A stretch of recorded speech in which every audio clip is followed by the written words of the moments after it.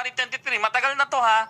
Philippine President Ferdinand Marcos Jr. said he does not endorse Taiwan independence and reiterated his country Kanawa, boss. was committed Diyos. to its Kanawa, one Diyos. China Dito silang balay, di masugo, Diyos. si Cervera. No. Gusto nila makipag-meet si Cervera. Ito namang si Direk, pangalanan na natin, hindi ko itatago eh. Itong si Direk, no, si Direk Freddy, inaya din 'yon. Okay? Ang sinabi sa kanya, no, tara, Christmas party, kesyo ganito ganyan. Ang sinabi ni Direk, no, ay hindi pwede kasi security reasons, sabi niya. Oh. Hindi na Pagulay tuloy sa yung balay. Christmas party ng mga kabatas. Pagulay sa balay, murag si Kinsa. Si Direk. Andun sa may Pag-duty. andun sa may EDSA.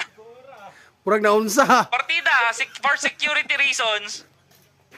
Sabi niya, pero nandun siya sa EDSA, kasama nito. Ang baka pag dito sa namin sa amin no, baka nung una it's a mere criticism. Okay?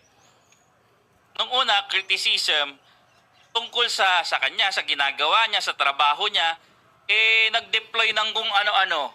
Diba? Ibang Kung usapan na yun. natapos ko Talagang ang aking araw-arawin ka nun. pag-aaral. Tagapagsalita ngayon ang Malacanang. Nalagi na si Kwan.